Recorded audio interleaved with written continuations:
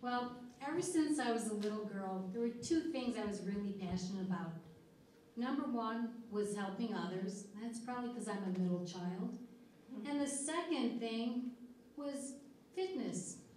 Now, God knows how I got into that because I did not come from an athletic family. Actually, I've never, ever seen either of my parents ever exercise. But somehow, it must have skipped a generation, but it was in my blood. So back in Chicago when I was 10 years old, my best friend at the time was a little chubby. I guess you can say that. I don't know if it's politically correct to say anything else, but she was chubby. And she was concerned about it, and she came to me and said she wanted to lose some weight. Can I help her? I was just 10 years old. And I said, sure. And we had a little meeting, went to her house, and I said, I got an idea. We're going to start a club. The club's called HG. She's like, HG? I said, yeah. And the only two people in the club, it's me and you, and HG stands for Healthy Girls. And guess what? Our slogan's going to be HG, we will be. I mean, boy, I thought of that right off the top of my head. I guess that's my leadership skills starting very young. Well, fast forward 35 years, here I am living in Tucson, Arizona, married, have 4 kids, and decided I wanted to get into an exercise group. After watching all my friends, I noticed one was getting in really good shape. So I went up to her and said, hey, what are you doing? She said, I'm in a boot camp class. I said, oh, that sounds interesting. Can I join you? So I did. I went to the class with her, and I got hooked right away. I was there all the time. I would show up. I wouldn't miss it for anything.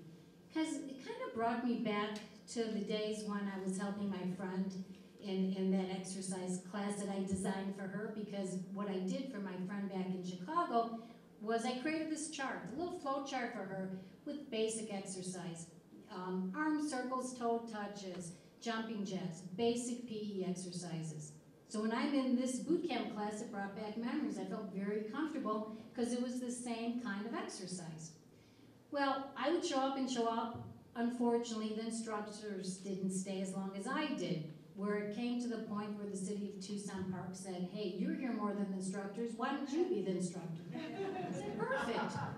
So I started teaching the class for a while, and then for some reason I was so lucky, they found an instructor who was trained, he worked with the Navy SEALs. So they asked if I would mind if he took the class. I said, perfect, you take over the class, I'll be his student. And it worked out really well. Until one day, one of the girls in the class with me, a young woman, came down with cancer. She approached me because I'm in the healthcare profession and primarily women's health, so she confided in me what was going on. First thing I said is, you are absolutely not dropping out of this class. It is too important. I'll be your buddy. I'll sit with you if you can't exercise, if you're not feeling good, but you need to show up. I mean, boot camp class, your outdoor exercise, I mean, what's better than that? So she agreed, and I did follow her around. She went through her chemo, her radiation, her surgery. At the end of all that, she said, you know what got me through all this? This class. This is what got me through this diagnosis. All of a sudden, the light bulb went off with me, and I was like, whoa, if it worked for one, it's got to work for others. So that's when I decided to start my program, Beat Cancer Boot Camp. I was so impressed with the Navy SEALs training, and I wanted to make sure that I did everything right. I researched and made sure I had the best book out there, The Complete Guide to Navy SEALs Fitness. This is the original book that I used for years. It's loved, it's taped, it's written in.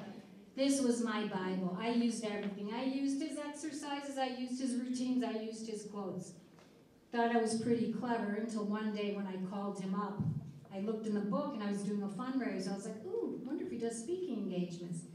Called him up, Stuart Smith, the retired Navy SEALs, and I said, you do speaking engagements? And he said, why? I said, well, you know, I've been using your book a little bit and I really would like to meet you. So he came out to Tucson and he helped me with my first event.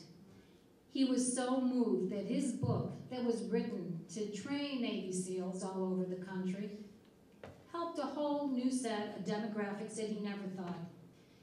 By the time he was through with his visit in Tucson, he wrote a few stories, he put it on all these sites.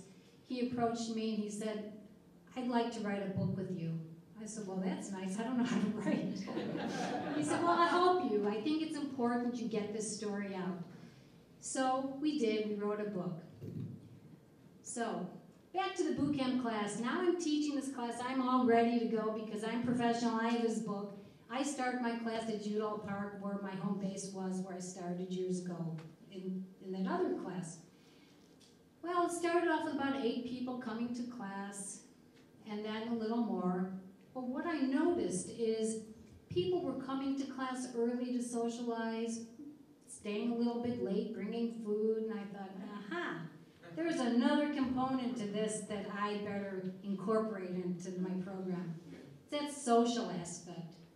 That social piece is so important with the cancer diagnosis so you don't feel alone.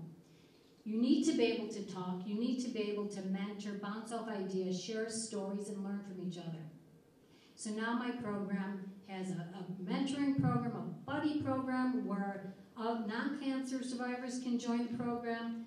I have a lunch every other, I have a lunch once a month, a dinner once a month, so like I say, we have an eating activity every other week. So if you can't exercise, you could come eat with us. That works too.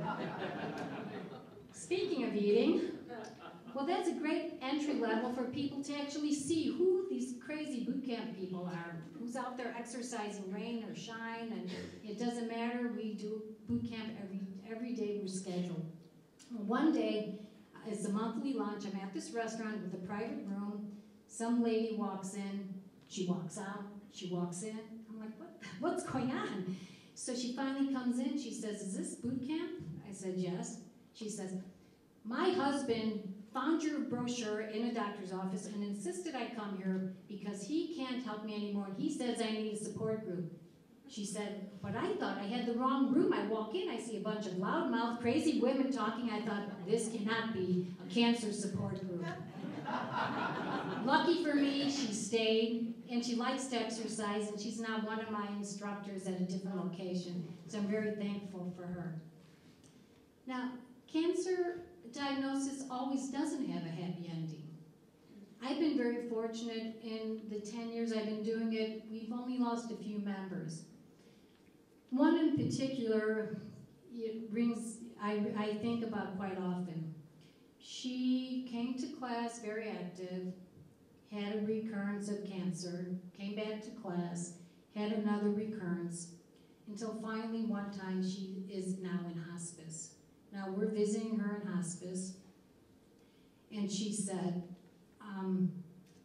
"At my funeral, I would like boot camp to come in their uniform." She says, "It means that much to me." And I'm rolling my eyes thinking, oh, don't do this.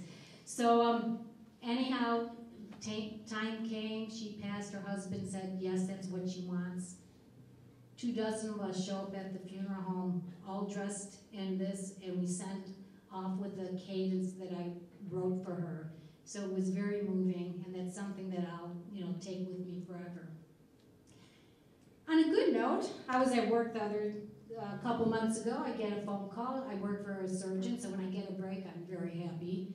Sitting down, I have my phone. Rarely do I have my phone at work. All of a sudden it rings, and someone's saying, they're asking about boot camp. And I get all excited. I'm telling them all about boot camp. I get calls all the time from all over the world.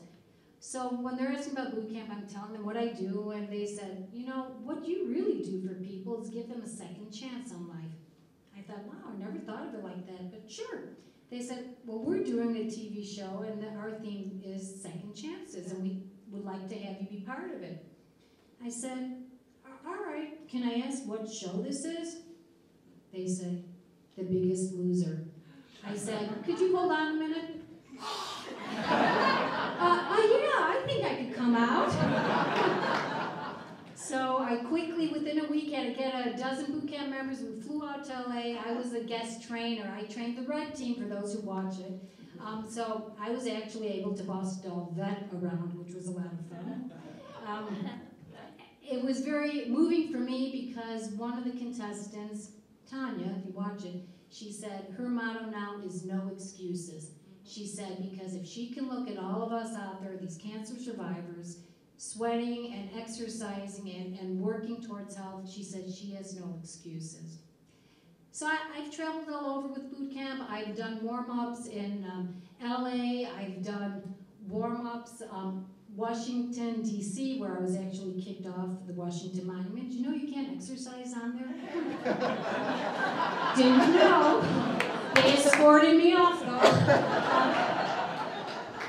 And then I ended up in LA doing this big warm-up for what's called the Revlon Walk, and I thought, oh, it's just another walk, warming up a few people. Well, the Revlon Walk, for those who don't know, it's this big walk of 50,000 people. This stage built by the LA Coliseum where I have to climb up and stand there and have 50,000 people looking at me, trying to have them exercise. I quickly had to think vertical, because you can't do anything like this when they're all jammed in. Improvised real quick, did a warm up, walked down.